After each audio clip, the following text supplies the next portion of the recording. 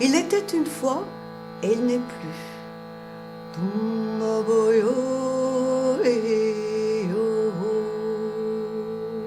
Il n'y a pas plus fou que nous. En dire trop serait grand péché. Peu ou prou. Hola, hola, hey, je te ferai une chemise en brun et en brindille, avec des boutonnières en peau de courge et des boutons en radis. Tumbabibu mamadi, dumbudi, dumbadi, dumbadi, dumbadi, dumbadi, oh yo. Il était une fois un roi. Il avait une fille, plus belle que le jour. Et le roi attendait.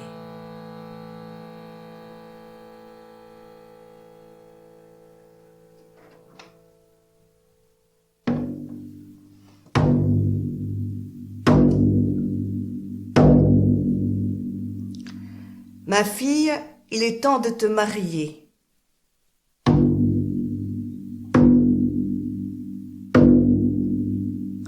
As-tu enfin choisi un époux?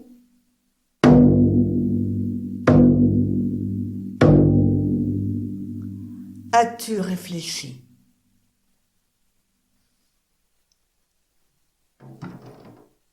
Se marier?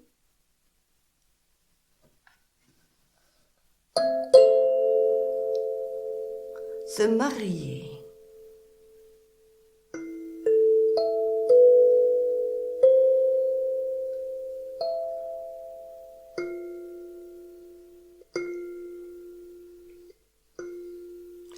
La princesse aimait chevaucher au grand galop, à travers les bois, sentir le vent filer contre son corps, coucher sur l'encolure dans son cheval.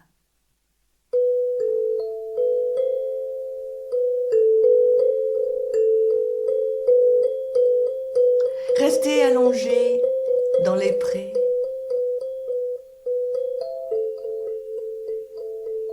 et sentir la caresse du soleil sur son corps.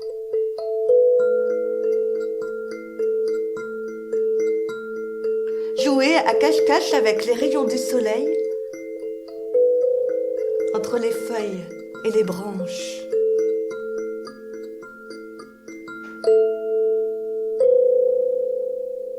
Se marier.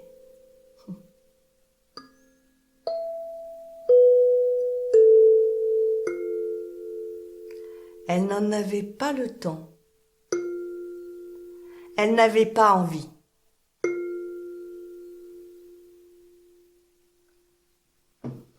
Elle a regardé son père droit dans les yeux. J'épouserai celui qui pourra remplir ma chambre en un seul jour. Qu'il en soit fait selon ta volonté, ma fille. La chambre de la princesse. C'était la pièce la plus grande du château. Pas moins de 20 fenêtres qui donnaient sur les vergers et les jardins.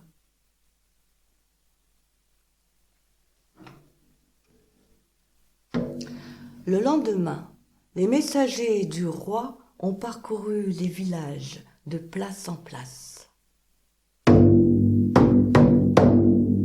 Oyez! Oyez, oyez, oh, écoutez la parole du roi. La fille du roi épousera celui qui pourra remplir sa chambre en un seul jour. Oyez, oh, écoutez la parole du roi. roi. La fille du roi épousera celui qui pourra remplir sa chambre en un seul jour.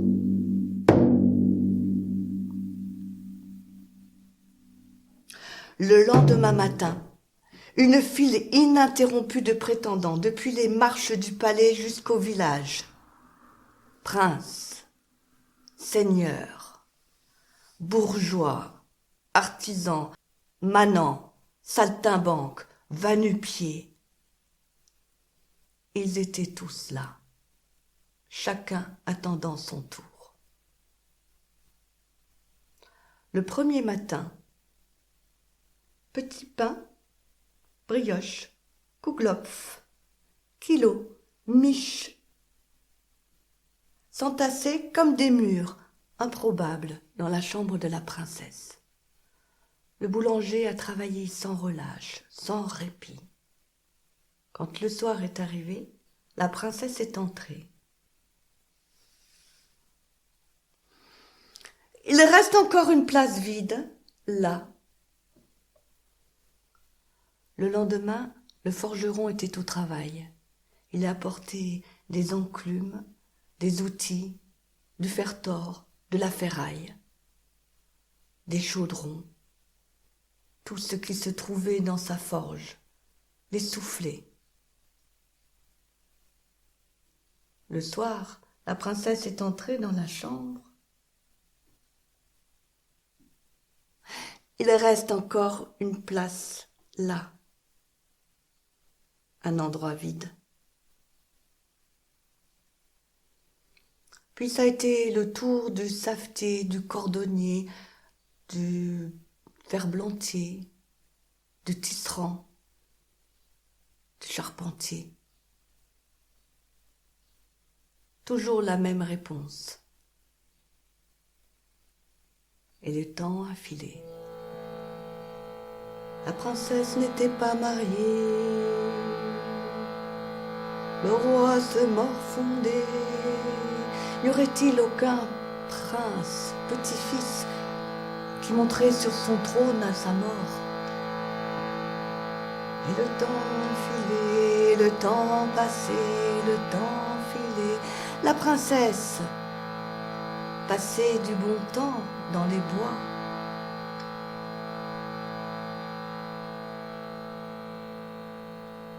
Sur le pays,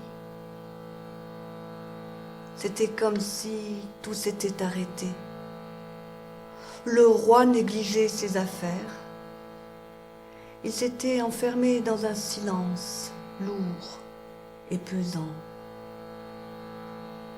Plus personne ne venait.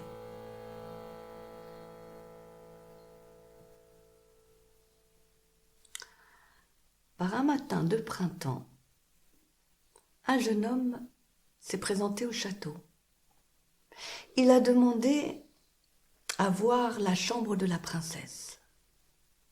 Il est entré. Il s'est assis dans un coin. La princesse était en train de regarder les vergers, les jardins à travers la fenêtre. Elle l'a regardé rapidement. Quel étrange voyageur. Il ne s'active pas comme les autres. Il est assis par terre. Il ne bouge pas. En tout cas, ce n'est pas ce soir que je serai mariée. Ça, c'est sûr. Elle a continué à regarder le jardin, écouter les oiseaux qui chantaient. Mais c'était énervant. Cet homme qui ne bougeait pas, il faisait rien qu'à la regarder. Ça l'agaçait. C'était pas possible.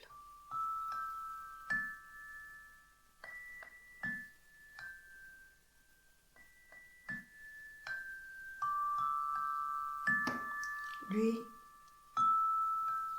il se riait. Alors tout à coup,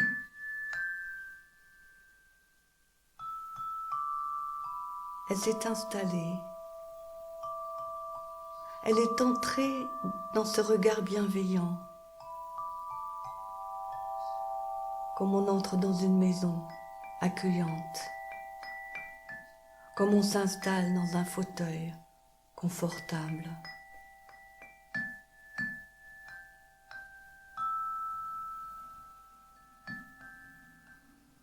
Et dans ce regard, elle a voyagé dans des pays inconnus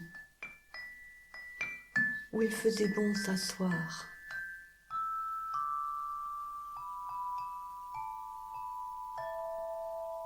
Dans un pays où elle avait toute sa place, pas plus, pas moins. Elle n'a jamais su comment, elle n'a jamais su pourquoi. Tout à coup, elle était assise, si proche de l'homme qu'elle aurait presque pu le toucher. Elle a souri, il a souri.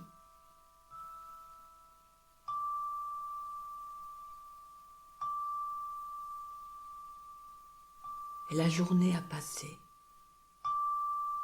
plus vite que le vent.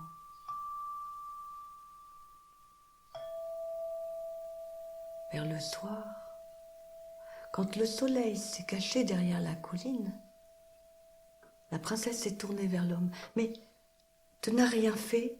Regarde, ma chambre est complètement vide. » L'homme a plongé sa main dans sa poche. Il s'est levé. Il a posé une bougie juste devant la princesse. Il a plongé son autre main dans son autre poche. Il a battu son briquet. Il a allumé la bougie.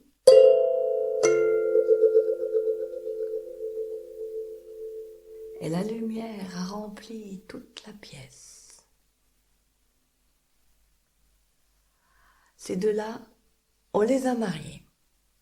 Pas plus tard que le lendemain. Ça a été une fête de tous les dieux, de tous les diables. Pendant 3 jours, 7 jours, personne ne l'a jamais su dans le pays. Mais ce qui est sûr, c'est que tous les musiciens étaient au rendez-vous et que la fête a été belle et grande.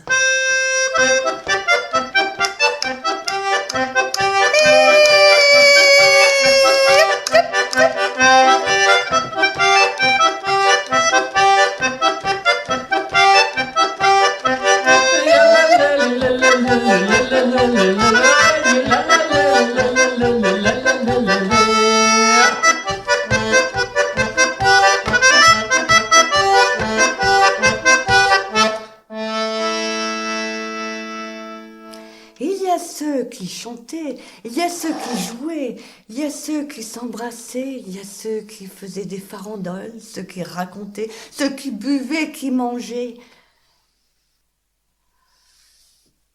Quand le prince et la princesse se sont retrouvés seuls quelques jours plus tard,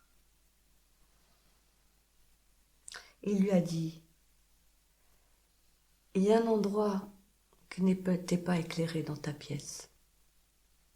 Oui, c'est vrai, celui qui se trouve sous la bougie. Pourquoi n'as-tu rien dit ? »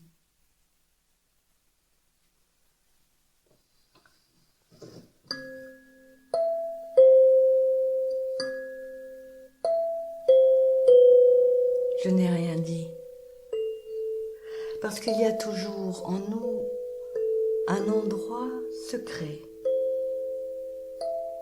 un endroit dans lequel personne ne peut entrer.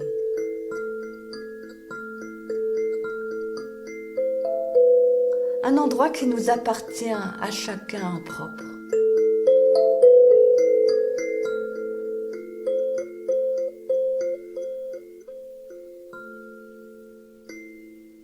On raconte qu'ils ont vécu longtemps. Ils ont eu une fille, un garçon, une fille, un garçon, une kyrielle d'enfants qui couraient dans les couloirs du palais et descendaient les escaliers joyeusement. Ils ont vécu longtemps ensemble, chacun dans leur silence, chacun dans leur solitude assumée, et leur partage était fort et rayonnant. S'ils ne sont pas morts, c'est qu'ils vivent encore.